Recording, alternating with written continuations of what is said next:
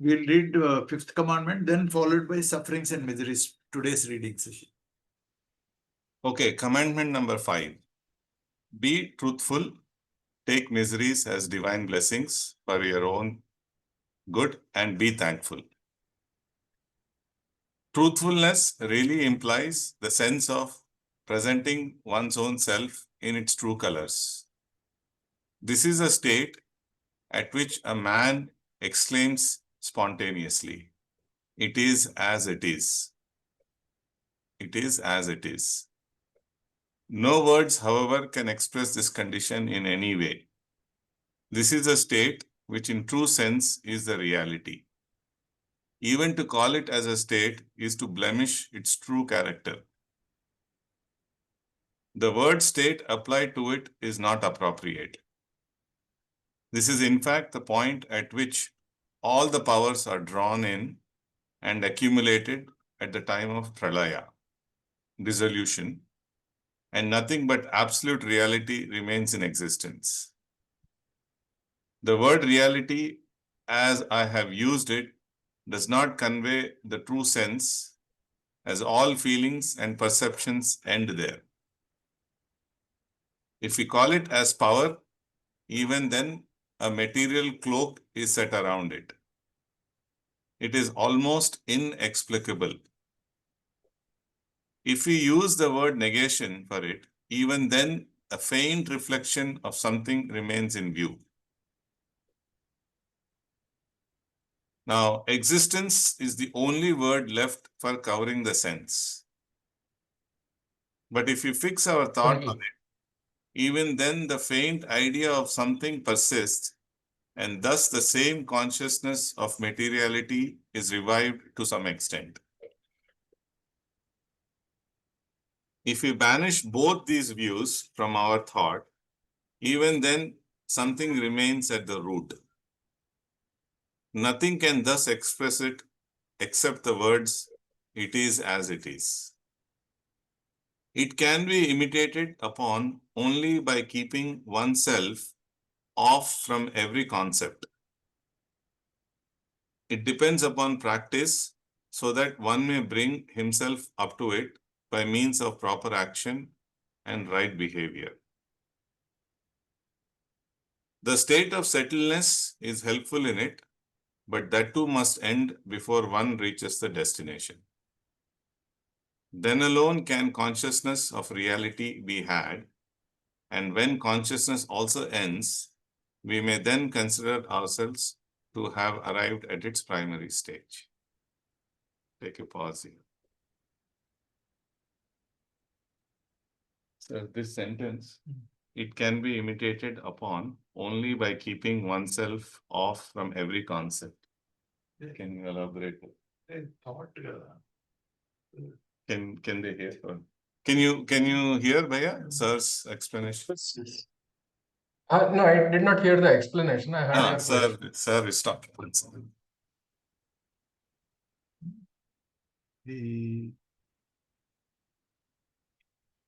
Anything the mind conjures up, or any conception or any phenomenal experience, the mind is able to put it in words actually.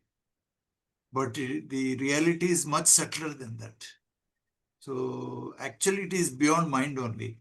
Okay. So that's why any conception you have or any perception you can imagine or think or you philosophize, it will not be the truth actually.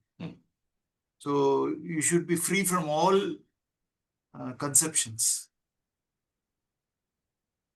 What is a concept? Concept is necessary to communicate actually. Suppose I say you are hungry, you go to the kitchen, you take some white powder like stuff, you put oil in that, you mix it well, Make and a then dough put it after. dough, make a consistency, put it in an oven, put some cheese, put some tomato or jalapeno and all that, and then once after 5-10 minutes, when it is, then you can eat it. I can describe. But if I give a concept, it's a pizza, you immediately understand the whole thing. Okay. So language is necessary to convey what you understand or feel. But here, you cannot conceive reality with your mind. So that's why if you're free from all concepts, then you're probably nearer to understanding it, but you may be speechless. You will not be able to talk about it. But that's why if you read any, like beyond that, it becomes speechless. All the he says conditions at various levels, there are various degrees of subtlety. There are no words to express, but you can experience it. Wherever you read, you experience a kind of a joy, but you cannot express it. It is an ineffable experience. That's the idea. So you will have the experience. You don't have enough words. If you put it in words, it will not be the real thing. That's why Babuji was famous for transmitting that experience, lifting up the other person, just like Krishna did to Arjuna. He said, with this eyes, you can see only the physical world. You cannot see the cosmic form at all.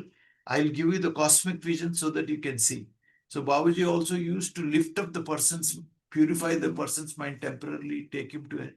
Then he used to transmit his own condition, required condition he wants to teach the other person. He used to transmit it. Okay. Then it's a direct infusion into the heart. They will understand straight away. So unless you're free from all concepts, then probably it says you're nearing that truth. That's it.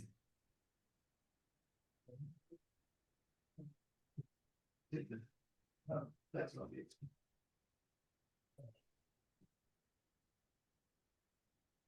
Okay. So we cultivate a habit of truthfulness so that our actions and dealings may be in consonance with the state related above, and just as it is in the dealings of nature. Devotion now starts from this point.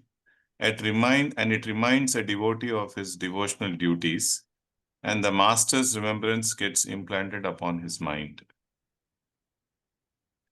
Even as the harshness of the beloved is appealing to a lover, since it contains a gentle tenderness which reflects love all through and attracts him all the more, the rebukes of the beloved are very pleasant to him and offer him greatest joy.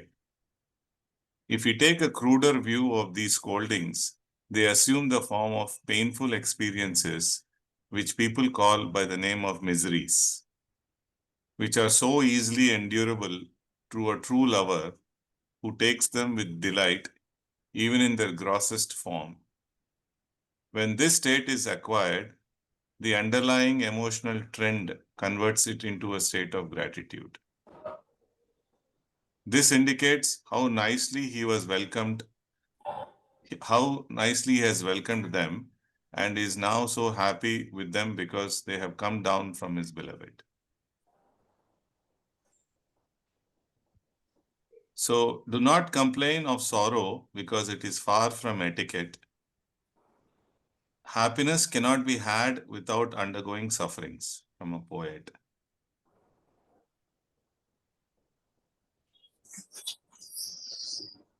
This results in all joy, and he begins to abide in it. After sufficient practice, it becomes his second nature, and its consciousness too drops off. The glamour too passes away. When this is attained, there remains nothing but the swimming in the sphere of reality, and further on, the idea of swimming too becomes extinct. The power generated by the habit of forbearance helps him a good deal in his pursuit, and he enters the sphere described above. What happens next has already been dealt with sufficiently. In our system, this stage is often attained by an abhyasi. It offers him pleasure, and he begins to appreciate it. It helps his entry into the above-mentioned circle, where he begins to have an experience of the calmness of mind. Then he begins to realize that all these things which had the outer form of misery or scolding had come down only for his own good. They are really invaluable to us when they come as gifts. Being overjoyed to have them, one is naturally inclined to express his feeling of gratitude for them. So, sir, today after satsang, this is what you were talking about. So the miseries, sir was saying that they are actually the important things that come help us in learning these lessons. Course correction. Course correction, yeah. You have a destination, but you have gone off the course. Miseries will help you to correct the course, come back towards your spiritual evolution. Spiritual evolution means everybody wants peace. Moving towards permanent peace is spiritual. Everybody is searching for peace in the wrong direction. When you get miseries, the direction gets corrected. The next voice, silence speaks to miseries. Prashadji, sorry, sir is sitting a little bit back, but he was saying that miseries come for course correction, Bhaiya. So that is what he is referring to. And everybody wants peace, but these things come to us with divine blessings, is what he was saying. Okay. Okay, this is from Silence Speaks, Sufferings and Miseries. The world is full of sorrows and miseries. Some are groaning under pain. A few are lamenting over the death of their dear ones. Others feel worried by poverty, ill health, and afflictions. There may be only a few who seem to be favored by the fortune, but even they have their own troubles and worries. A poor man is worried at not being rich. A rich man is worried at not being richer. And a very rich man is worried at not being the richest. There is, in short, no limit to it. This is a routine course of nature. One who is born is in turmoil and disorder because contradictions persisted themselves the very moment he came into existence. So one who is born is in tumult and disorder because contradictions presented themselves the very moment he came into existence. Now, one who attaches himself unduly to them is found to be held fast in their trammels. If you ask him to come out of it, he will only cry like one who clings to a tree, saying that the tree does not leave him. Yudhishthira had very correctly said in reply to Yaksha's question that the strangest thing in the world is that people see others dying, but never think that they will also have to taste death soon. But my answer to that question would have been that though people see their own disorder, still they lie reposing on the unbalanced pillow. That is perhaps the strangest thing to me. Raja Bhartruhari, when awakened to godly thought, had a pillow to rest his head upon. But after some time, he gave it up, thinking it is not worthwhile. The pillow stands for support, the divine support, or in other words, reliance upon God, giving up everything of his own. Is it not of the greatest value if it could be possible in ordinary Grihastha life? How to remain constantly busy with the divine thought while doing one's worldly duties? One might say that the two being contrary to each other cannot be taken up together, but that is not the case. It is quite possible and easily practicable if one takes it up in earnest.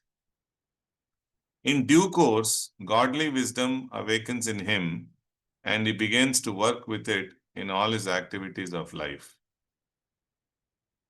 I do not think that one who exerts himself for the achievement of realization while attending to his household duties shall be a loser in any way. On the other hand, he will be soaring high with both wings outstretched on towards his eternal homeland.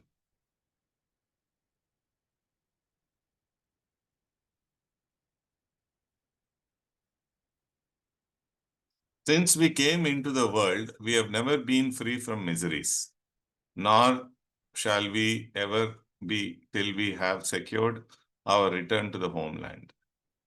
Even avatars like Rama and Krishna had to undergo miseries so long as they were on this earth. In fact, deliverance from pain and sorrow is the main pursuit of life. Mahatma Gandhi is said to have once remarked, "The way to freedom lies through jail." If we take this world to be a prison house, the above saying fits in quite appropriately, in the spiritual sense also.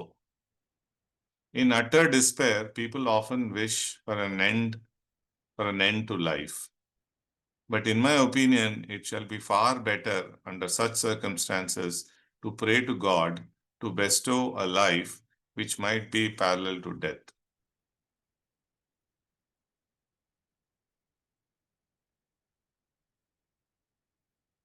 Sufferings and miseries have their own place in life. Everyone has his share of it. Even sages of eminence had their own. Had there been no sufferings in the world, men's thought could never have gone up to the reverse side of it, that is the bliss. Thus, man's affliction offers him inducement for finding out means of emancipation. In other words, they serve as stimulants. We know that coal can be transformed into diamond. That means that a change in the setup gives things a new appearance. A thing becomes useful and pleasing when it is set up, when its setup is right, while it becomes painful and ugly if it is wrong. The same is the case with afflictions. Our discriminative faculty is so much overshadowed by the hankerings of the mind that we have become quite blind to the real values of things concerned within life. As a matter of fact, everything in life is for our ultimate good. Only we have to learn their proper utilization so as to turn them to our advantages. But unfortunately, we have all along been going the wrong way, led by the misdirected tendencies of the mind. We have been taking a crude view of everything, corresponding with the baser inclinations of the mind. Everything has gone on growing denser and grosser to our view. The heart and the brain, being influenced thereby, begin to contract the same defect. The heart and the brain, being influenced thereby, began to contract the same defect. Covering after covering began to set in, obscuring reality from view. This will go on till accidentally a time may come when a gush of reality, having blown into the heart, may cause an awakening within. It is then that man comes to a proper understanding of the real values and feels induced to resort to mending his disturbed state. We'll pause here.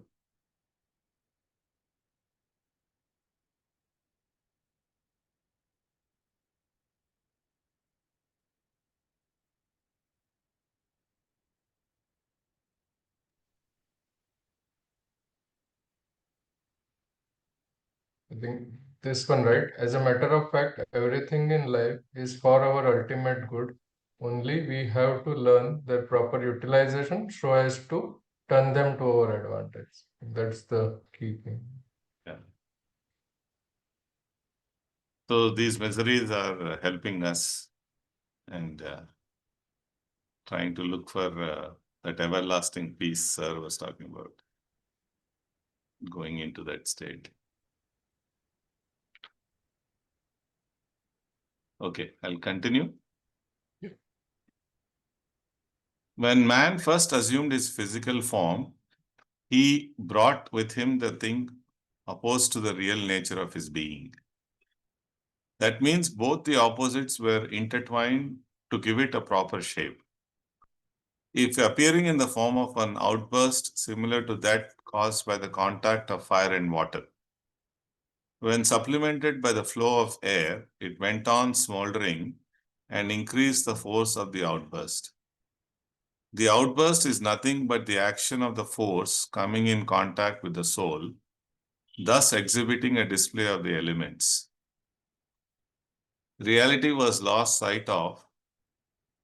Just imagine what the reverse use of things finally resulted in. We took into account neither the cause nor the effect thereof to trace out the origin of this degradation. How were these actions caused? The divine will to affect creation began to manifest itself. The thought of diversity, which was opposed to that of unity, became active and began to acquire prominence. Activity sprang up. Both combining together increased the force and action started. Man's soul possessed consciousness. This consciousness was a direct result of the divine will, which led to the formation of things. The result of our will was that by the application of our thought power, we made the things we had brought with us. Thus, all that we had around us was that which was opposed to the real nature of the soul. Peace is a characteristic of the soul, while unrest, the opposite of peace, is that of the body. But we ourselves were the doers of all this, and this was our own work. Now, the outburst which resulted from these actions and counteractions appear to us in the form of sufferings and miseries. If we somehow cease supplying them with power, they will begin to wither away like unwatered plants. This can become possible only when we divert our thought, which is associated with body consciousness, towards the soul. The things which, through our own wrongdoings, have assumed the form of miseries and afflictions will begin to wither away, or shall be over-influenced by the effect of superior consciousness. They shall, in the course of time, be entirely cleared, and their outbursts shall also cease. Man will then be in a state of soul consciousness, which was originally enlivened by the effect of divine will.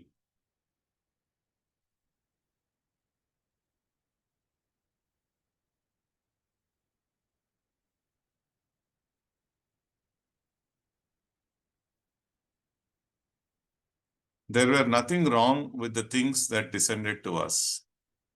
The wrong got into them only by the effect of our misutilization of these purest things, which finally became transformed into afflictions. Now we stand in need of some cure for them. I may say again that it is sickness alone that revives the idea of health in the heart. Now let us see how the things known as miseries, which are opposed to the true character of reality, grew strong and powerful. These being under our control get power from us, while the other being under God's control gets power from Him. The more we are attentive towards them, miseries, the stronger they grew by the effect of our thought.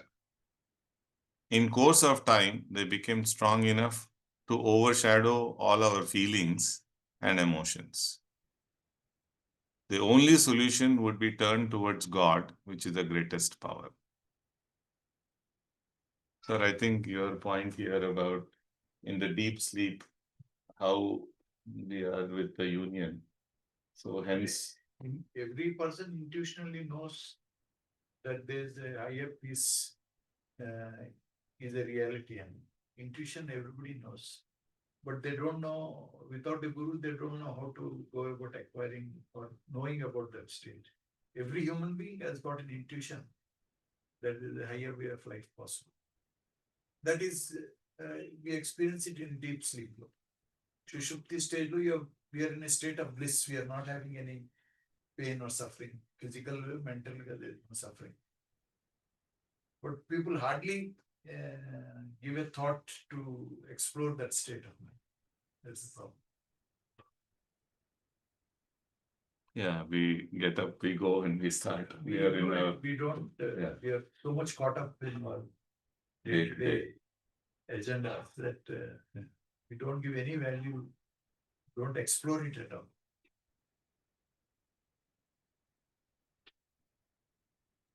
Unless we investigate, we will not develop Viveka.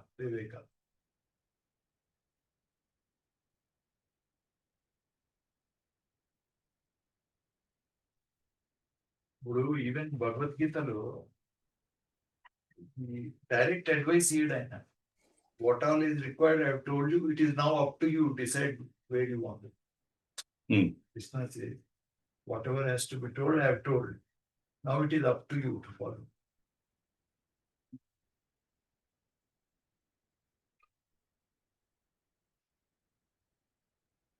So the divine power will then begin to flow in, making afflictions totally ineffective. By and by, the man begins to acquire the state. Srinivas, afflictions will become ineffective. Ante you are free from them. Suffering undadu. Okay. So yoga gives you real freedom. You should be convinced of that. Then only you'll be willing to put in Pursue motivation and everything.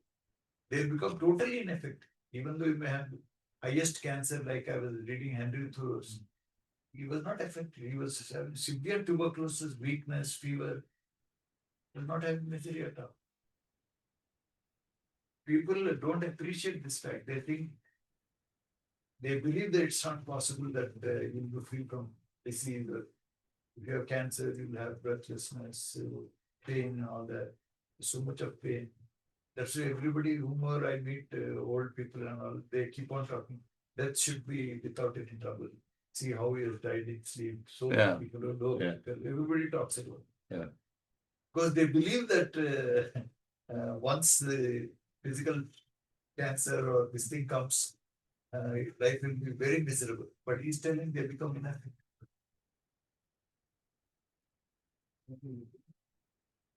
Some study, cancer people are given some triggers. Psilocybin.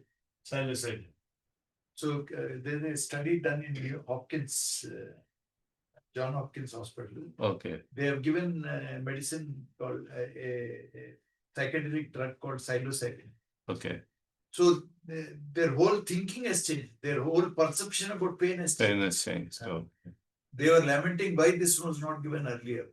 They found extraordinary peace during their terminal stage, something like that. Patience, you give the power to them. You give power to them. Yeah. You give the power to them to become the problem.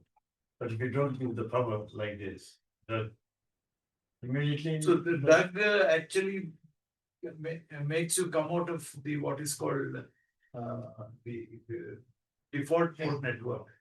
You start living in your own beliefs and assumptions and all that. When psilocybin breaks this network and you get access to all beauty and beautiful things in the world, which gives you a lot of joy. When you see that, this pales into insignificance. People, they have become so narrow-minded. They are believing that it's very difficult to get over misery. They want to escape misery. They don't want to face misery. Facing misery is by transforming your mind, which requires hard work. They don't want to do hard work. They want to pay money to some priest. He will do some magic or something so that your all troubles will end. This will that. The people want to escape from the due to all sorts of things. They don't want to take responsibility and work towards real freedom. We are completely like in consciousness of master or If you're in conscious, no, you reach a stage where the miseries will become ineffective. When ego goes, everything goes. It doesn't say that you don't have sufferings. Sufferings will be there, but they are ineffective in causing any effect in your mind. No. There's a difference between pain and painfulness of pain. Pain will be there, like suppose salt is there, saltishness is there, sugar is there, sugariness is there. There is a unique dharma. They use the word dharma for it. It is dharma to give you sweet taste. It is dharma to give you salty taste. It is the dharma of that one particular vegetable to give you bitter taste. So that's its nature. Pain's nature is like that. So that's all about it. So your painfulness is a reaction from the mind. So suffering is caused by a reaction from the mind. So that suffering goes away.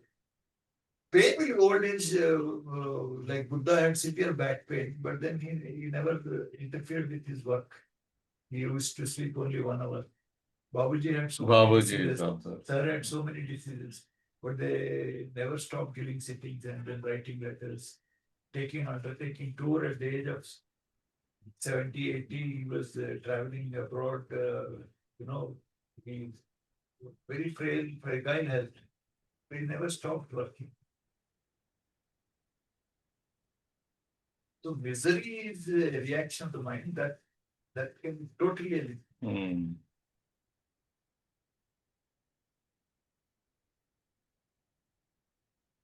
By and by, the man begins to acquire the state so highly spoken of in the Gita, at which he ceases to feel himself as a doer. Further advancement in that state means the stopping of the formation of samskaras, which leads him to this state of Jivan Moksha. A simple thing can be achieved by simple means only.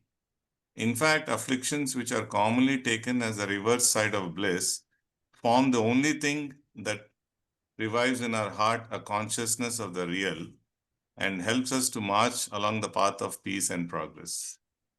Everyone has his own affliction. I too had mine, about which I had once written to my master, and his reply quoted below is worth writing in gold.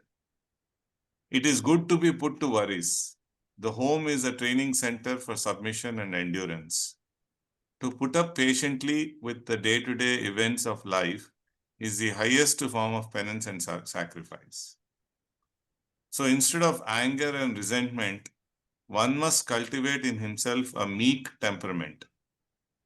Meekness refers to that feeling of mind in which, on being rebuked by others, one feels his own self to be at fault and for which he has to yield to what is meted out to him.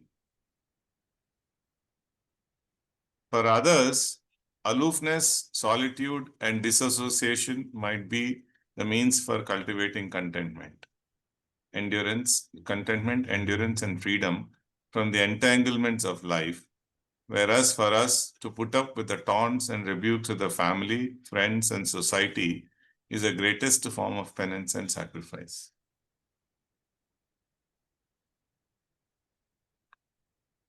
At another place, he wrote to one of his associates, "As for afflictions and worries, I too had mine, which might perhaps be shocking to another.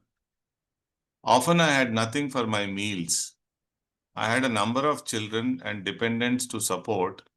Besides, at times I had to help others too, which I could not avoid. The entire responsibility was upon me alone, and I had to manage all that and provide for all requirements. I may also tell you that sometimes there was only one quilt and that too with badly mutilated padding to cover the whole family. But I took it as a display of misfortune, only which passed away with time. I felt that all this was absolutely of no importance to me as compared to reality, which was predominant in all my being. So I ever smiled on them, thinking them to be the very way of salvation.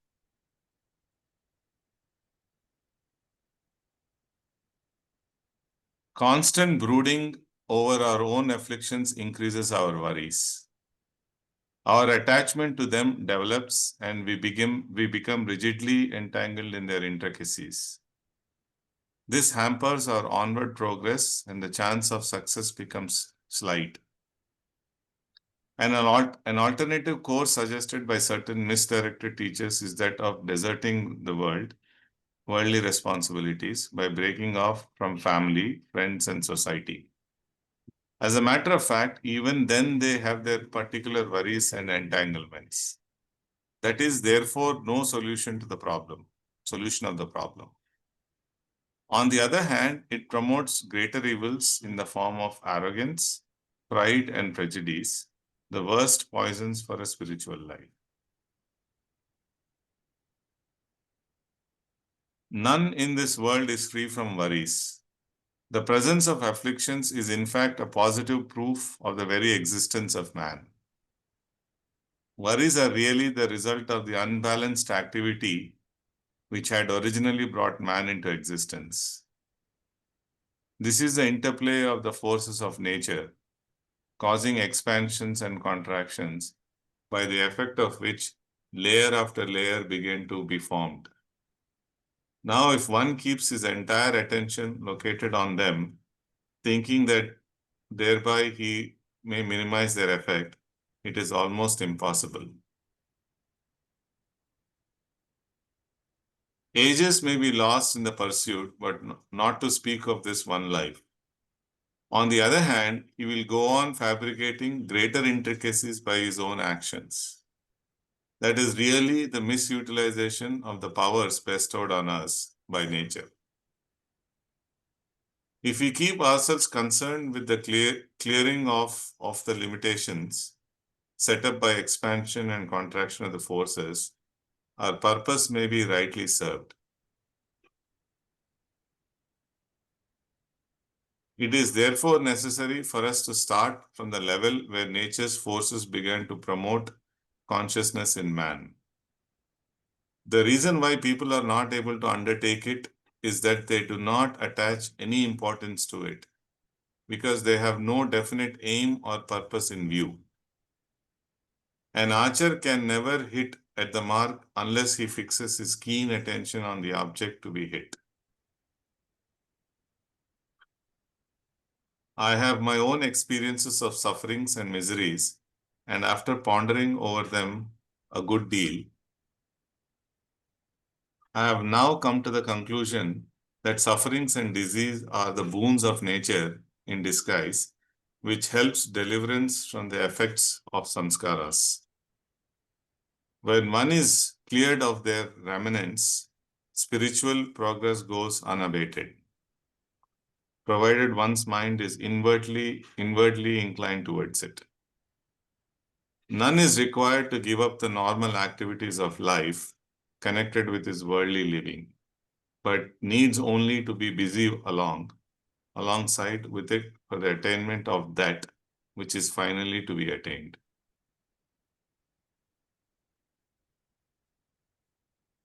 I wonder why people do not feel interested in this matter, which is of such vital importance. Some I find busy with prayer, prarthana, for the development of bhakti in them and wish to come into the world again and again for the purpose. I appreciate their idea of devotion, but the latter portion that is coming again and again is not understandable to me at all. It seems to be devoid of any sense, purpose, or object. What one should actually do is to surrender oneself to God. The thing may seem to be difficult in the beginning, but it is really the easiest.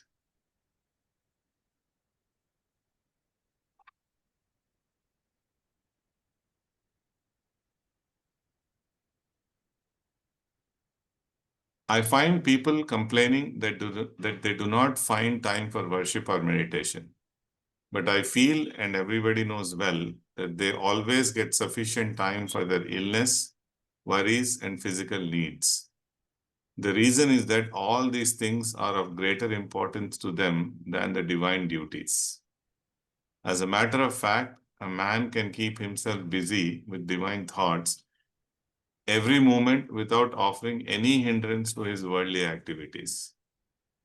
If one practices it so as to form this habit, it becomes so easy and natural with him that he would not like to part with it, even for a moment. I give you all a very helpful hint. Before taking up a certain work, think of him for a while in the sense that he himself is doing it. It is the simplest method, and I should like you all to follow it in right earnest. Before taking up a certain work, think of him for a while in the sense that he himself is doing it.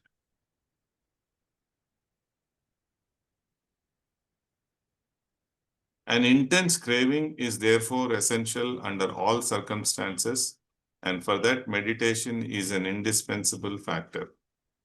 If one gets firmly settled on it, his problems may finally be solved. The easiest way to increase the intensity of craving is to take it up even in an artificial way if it is not actually present in the mind.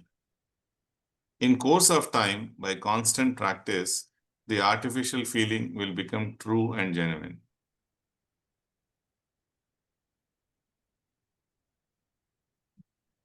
The restless tendencies of the mind have gone up to an abnormal level in the present age. One may see worried for his scanty means, another for his growing wants, still another for his health, comforts, fame, etc. Even the rich who are luckily bestowed with most of what they crave for have worries of one type or the other. None perhaps might be having rest and peace in the world. Everyone is faced with his own problems related mostly with his personal wants and desires, which create for him miseries and troubles. A man remains entangled in them, finding no way out. But the bravest is he who is happy in all cases, under all circumstances. Great sages have given preference above all to the poverty and hardship. One of the ancient sages is known to have prayed to God to bestow upon him all the miseries of the world. Such have been the souls who could have made the highest progress and finally attained a permanent life of eternal bliss.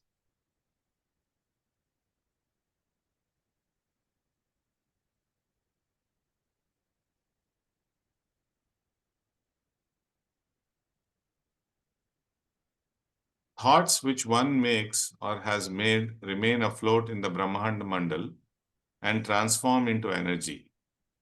At times, they strike a man's heart, causing their impressions in accordance with the capacity and nature of the man. But if he remains inattentive towards them, their intensity is lost and they become almost ineffective.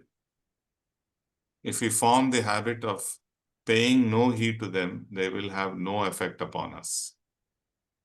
A saint or a Mahatma is not in any way different from an ordinary worldly man, except that his mind and senses are in well-disciplined state and wholly under his control.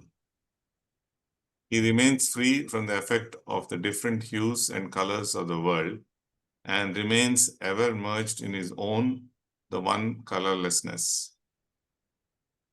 He attains a state of contentment and settledness which breathe in an atmosphere of peace and calmness.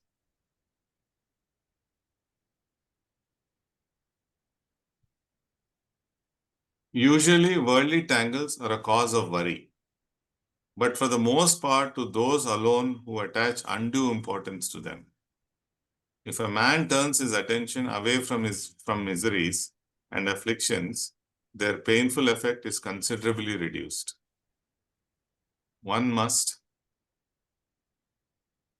therefore make it his habit not to attach himself unduly to them.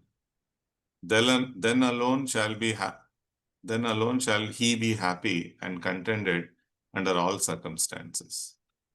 Just as a man possesses a variety of things for his use, some of which might be distasteful and unpleasant, yet he keeps them all well arranged and safe at their proper places. So must be the case with man in respect of his belongings, which include miseries and afflictions also. The human body is the soul's residence. All things, whether pleasant or repulsive, are there, all meant to serve our purpose at times. It is we who are to keep them in proper order so as to serve our purpose at need. It is in fact the disorderliness in their utilization and arrangement that creates trouble, not the thing itself, not the thing in itself. That is the case with afflictions. They can be to our advantage if they are properly handled, and harmful to our cause if wrongly used. The effective solution of the problem is to give them up to the charge of a higher soul and to disassociate yourself from them altogether. Cares, anxieties, and worries will then subside, and nothing but duty will remain to view. That conveys the idea of surrender, which is the sum total of the entire sadhana. Tastelessness has its own peculiar taste, which too one must have a taste of. Everyone is involved to some extent, at least in worries. Happy are those who pay no heed to them, but try to remain satisfied and contented under all circumstances. The only way for that is to keep oneself concerned solely with the great power, with a feeling of love and attachment. The superfluities may be treated as the barking of dogs. Everything in him will then begin to get regulated, assuming a state of moderation and balance. That is the exact sense implied in the term the transformation of man.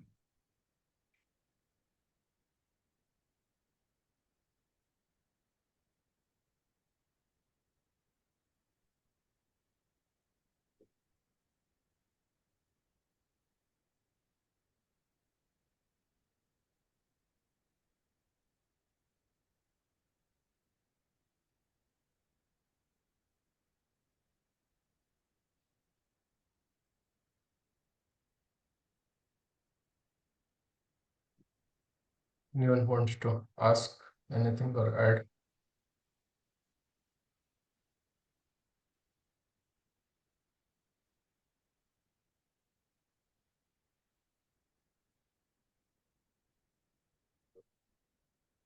Conference attending.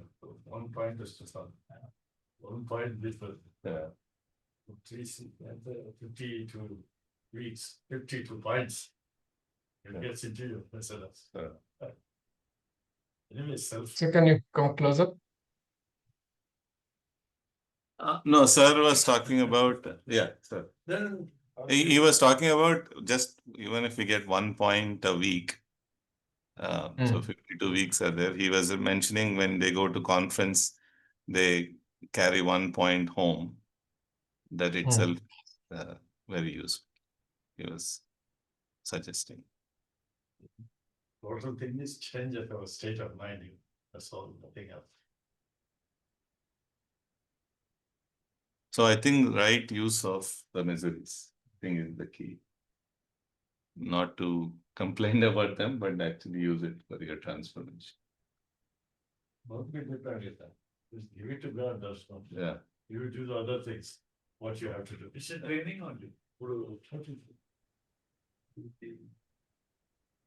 Greece, Spartans ఉంటుంది. Sparta is a small kingdom in Greece. Right from childhood, they are taught toughness, physical. All of them are trained, men and women, they are trained as soldiers. So at the age of 3-4 years, they're taken to some place. Their martial arts training. So they don't understand the meaning of pain, physical pain. They don't have fear of death. So Spartan goes to the war. He comes with victory. Babuji also did. Yeah, use the word. With the shield or On the shield. They'll die, but they'll not get defeated. They go to the war, they'll win a war. Or in the process, they may die. But when they come home, they'll come with the shield, with victory. Or in the process of gaining victory, they may die, they come on the shield. So it's a question of training only. The society where parents, teachers, what they teach you, you become that. Whatever you think, you become that. You continuously think about divine light, your mind also becomes a divine light. Light means all that intelligence will shine in its full splendor. The buddhi will resume its original health actually, or original splendor.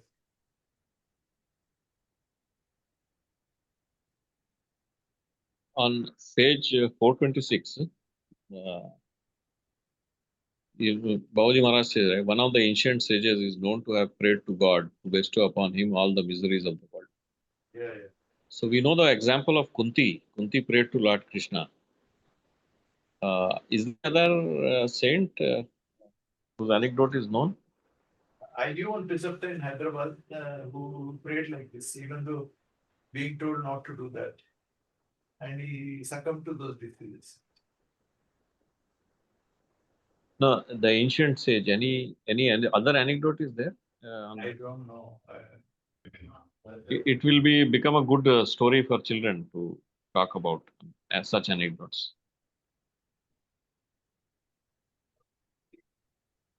What I was saying is, whatever is said all the day.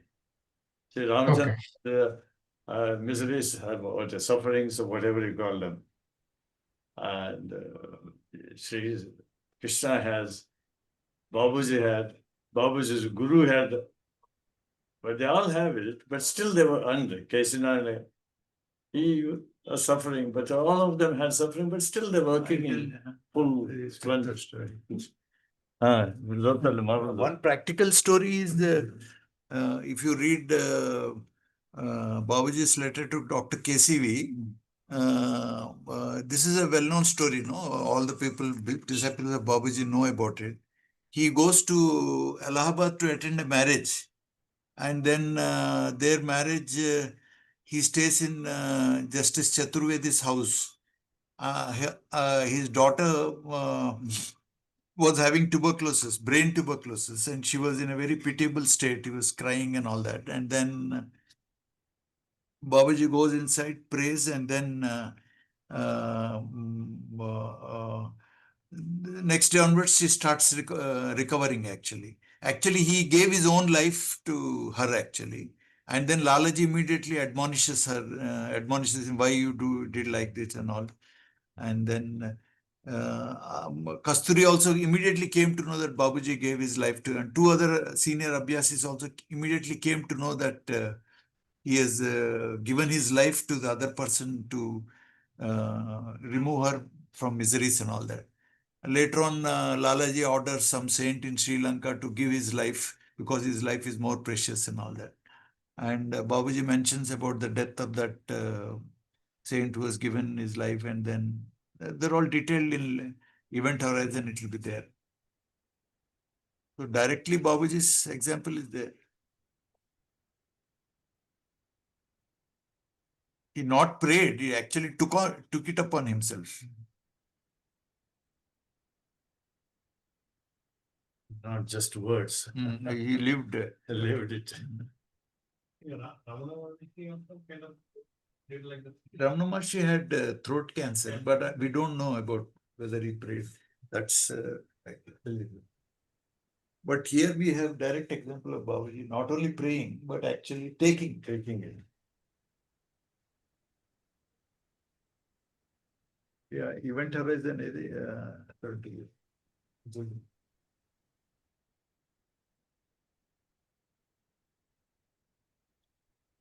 He writes to Dr. Casey, we don't get worried about it. Now that problem is over, then he narrates the story.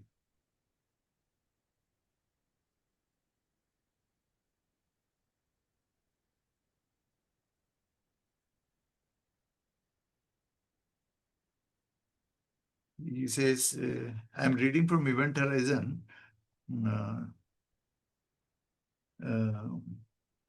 Page 115, just for information.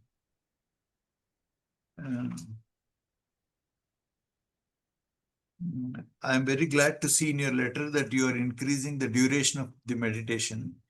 Your tremendous contact with me, even if you do not increase the time, you will improve. But if you do so, you will gain experience and knowledge. When you sit in meditation, the things coming within your purview are polarized as you meditate with the idea of tranquility and realization. You will be surprised to know that my associate, Dr. P. Sen of Calcutta Medical College, meditates for 6 to 8 hours daily. Recently, he meditated for 10 hours together with the idea of sacrificing his life and to become one with Brahman. He felt sensations at Sahasra Dal Kamal and wanted to give up his life through that center. The result was that he suffered from paralysis of the left hand. He will recover soon. I have written to him not to commit such blunder in future. Although he writes, my ideal was not achieved and I am still living. I had written to you in my previous letter probably that if the heart remains in view all the time, then it becomes the idol worship. So Abhyasi must travel on. So only initially you will feel, later on you may not be conscious of the heart or the light also. The heart is only a via media.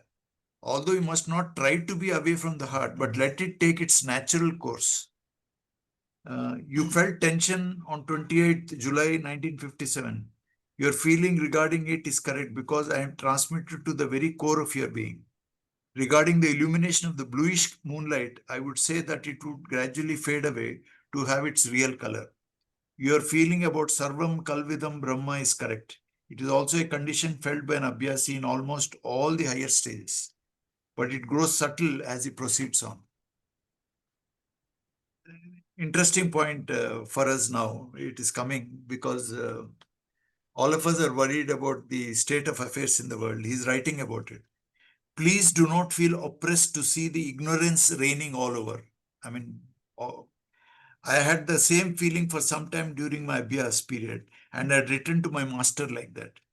These things will go away in course of time, and please try to absorb in you and not to absorb yourself this time in the uncivilized and unbalanced state of humanity, so to say.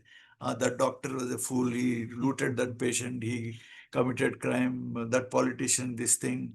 They're killing people, unnecessary wars. All these things. We keep on talking. That's the lesson for all direct. He says, uncivilized society is there. These things will go away in course of time, and please try to absorb in you and not to absorb yourself this time in the uncivilized and unbalanced state of humanity, so to say. It speaks of your noble heart, no doubt, but please try to remain unmindful of all these things. That means the evil in the society. Equanimity, upeksha it's called. Now I'm writing a few words concerning you. For the last few days, I often felt the mood of weeping in your remembrance, although it did not actually happen. It is a reaction of love which you have for this poor being. Do not think about the sins that they have not been condoned by God. When you are mine, your sins are my own, and they should be shared out by me also. The sins to some extent are fried up also by the fire of love and devotion, and the rest come out for bogam. Your sentence that you have learned the art of enjoying physical pain reminded me of my master. In his last days, he was suffering from liver abscess, and the pain was acute in nature and unbearable. During that time, he used to sing bhajan instead of wasting time in crying. He was one of the best singers. He knew the art of singing with the help of chakras. This seems to be his own discovery. I also consulted a few famous singers about it, but they were silent, saying that only the higher saints can sing in this way. He used to sing sometimes with Brahmandi Sur, and the result was that all of us were in a state of trance. If superfluous thoughts come when you transmit others, you should not worry about. Mostly they are not yours, but they appear like that on account of the push from behind. Sometimes the thoughts of the abhyasis strike when you are transmitting them. The environment brings about these things because the yogi begins to be super sensuous and sensitive and clean. Even a little darkness appears to him like a heap. I give you an example as to what the environment affects. A few years ago, I was at Mathura and meditated at the place where Lord Krishna was born. There the mosque stands. The thoughts of the theft began to resound while sitting in meditation on the platform of the mosque. I opened my eyes for a little while and then again went into the meditation. To my utter despair, the same thoughts crept again. I studied the situation and came to know that that is the den of thieves, which after inquiry found to be correct. I gave you another example of the same type. I was at Haridwar some time back and put up in a chowtri. I meditated in the room allotted to me and found that a woman appeared before me with her throat lanced. When this scene remained for some time, I opened my eyes and stopped meditation for a few minutes. When I meditated again, the same appearance and the scene was coming to my view. I then studied the case and found that the same woman was assassinated there and buried on the spot where I was sitting in meditation. I could not guess as how much time elapsed before she was killed. I cleaned the spot affected and transmitted the dead lady for the peace of her soul. After doing this, I found that everything was calm and quiet, and dead lady was coming no more to my view. There are so many other examples connected with me and my master. I am exceedingly happy to note that you want to spend your time in spiritual work so dear to me. With best wishes to you and love to children. My sincere pranams to Appaji, yours Ramchandra. Anyway, I don't know it is there if I look about that thing, that his life, why Dr. Vardachari becomes very upset that he had given the life to somebody. He says, don't get upset, that problem is solved. He tries to.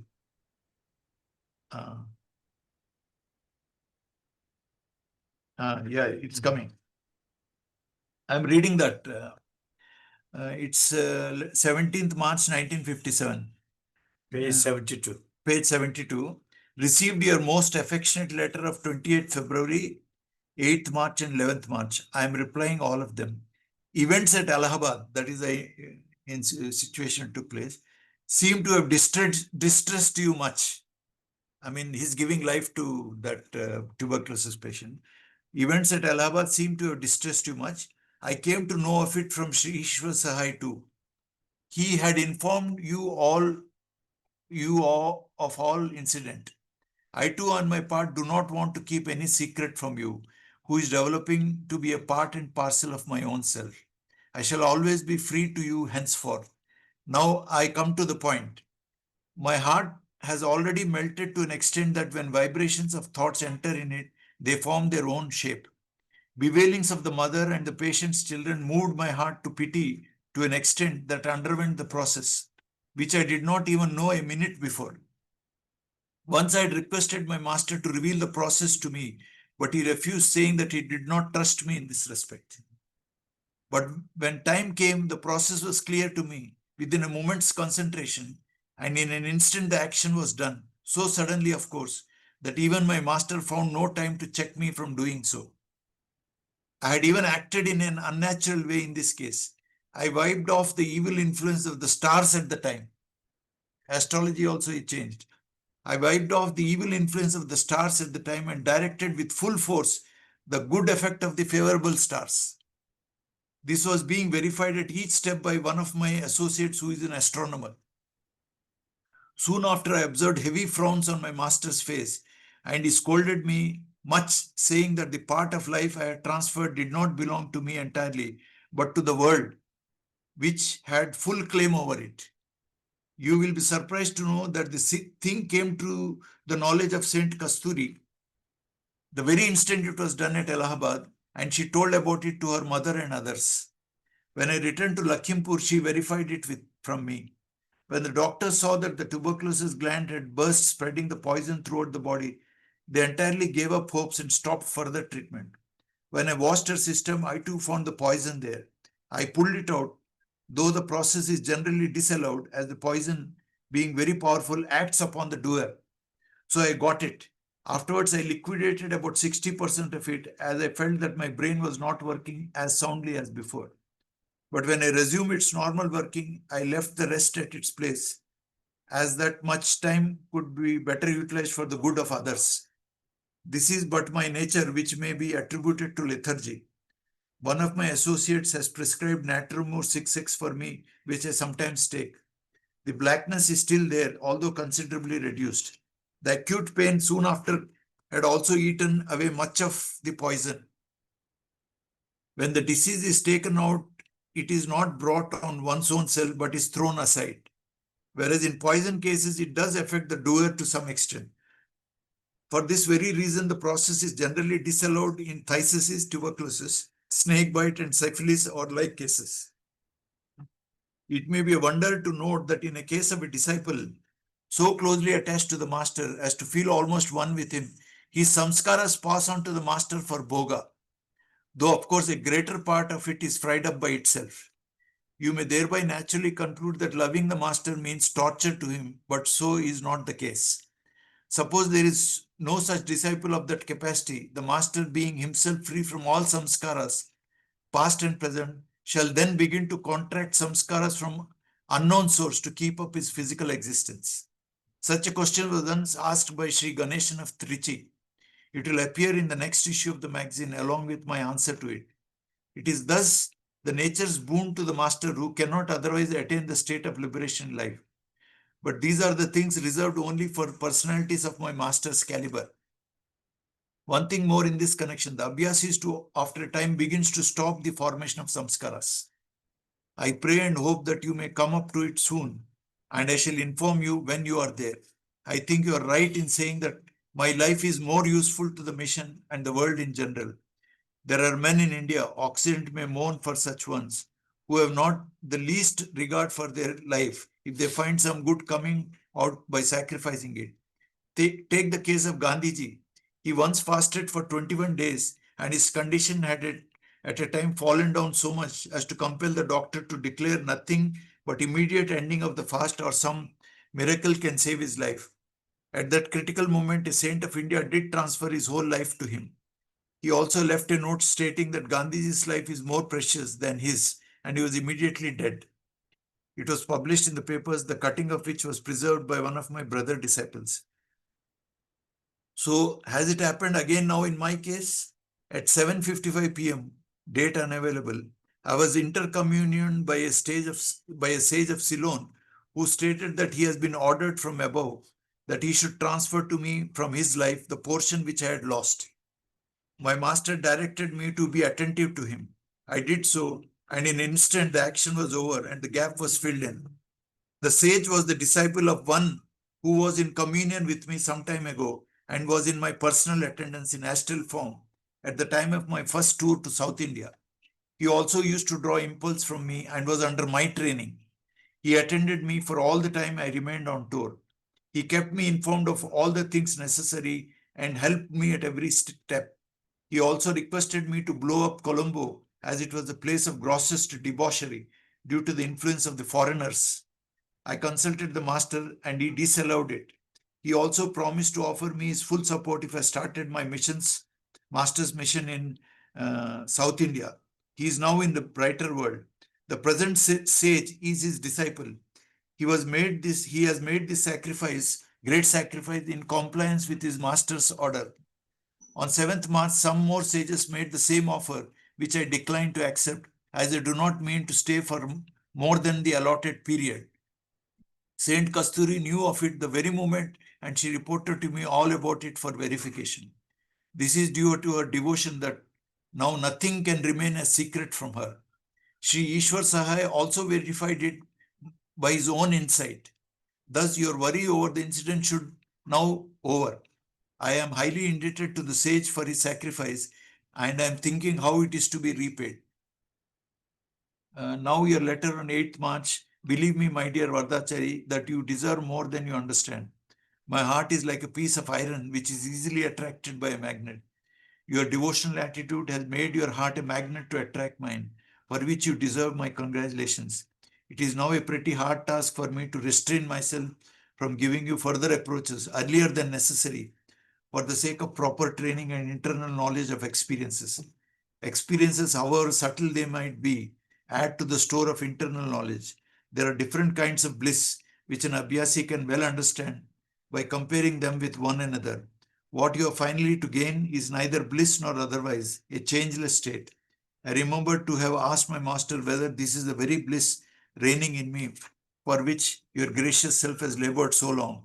I feel but nothing and nothing. He replied to me that your present state is for a moment pulled off from you. Would you like it or not? I submitted respectfully that I would prefer death to parting from it even for a moment.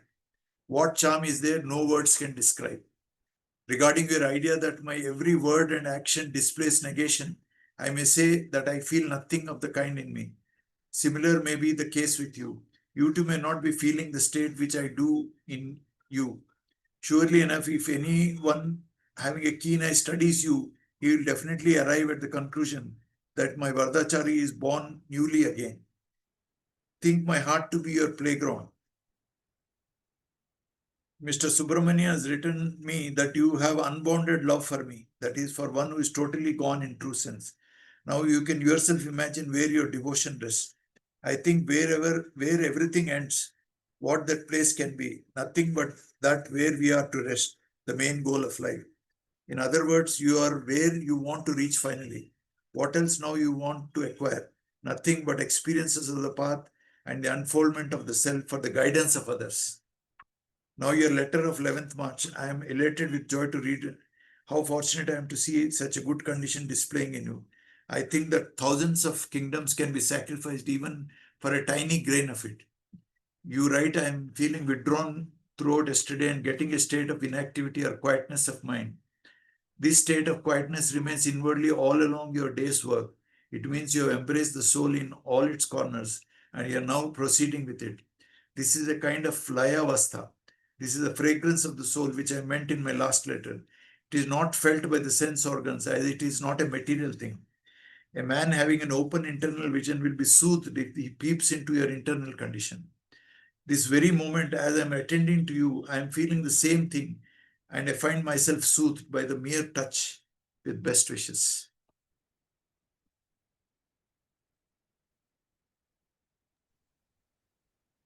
I think that answers Vidyadhar's question of saints praying for the sufferings of the world to fall on them.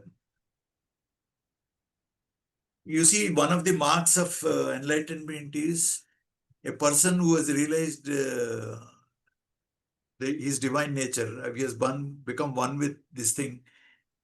Automatically, simultaneously, compassion will automatically come. Every saint who has realized God, they'll be overflowing with compassion for general welfare of anybody. So, in their mood, they may remove their sicknesses or take their suffering on them.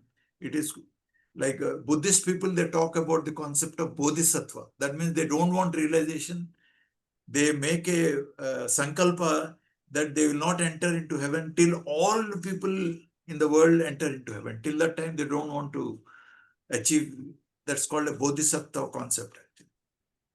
So compassion is the other side of the coin of realization. A person who is realized will automatically have universal love and universal compassion actually. So if they see humanity suffering, whatever power they have, they will try to alleviate their suffering. That is not an effortful thing, it's an unnatural thing. Automatic. The sun shines, it doesn't think whether whether people are receiving my light, good people are receiving bad people. It's its nature to, it's the nature of a realized soul to elevate the suffering of humanity. KCL also used to get severe pain in the toes. Once, I'll give you one example. We used to have satsang in that place in Narayanguda, Ravindra Reddy's house actually. Lifeline. So lifetime after satsang, he went to meet his mother. She was having severe backache. She could not get up and wish him. And then because we are utilizing his premises, sir felt that we should do something in return.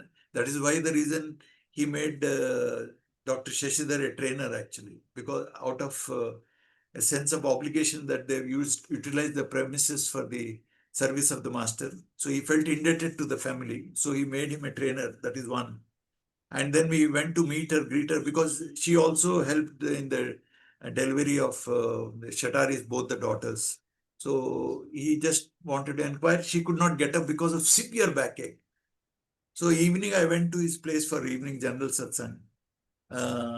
Then he asked me, how is Ravinder's mother? You, sir, she's having backache. No, no, you just ask her.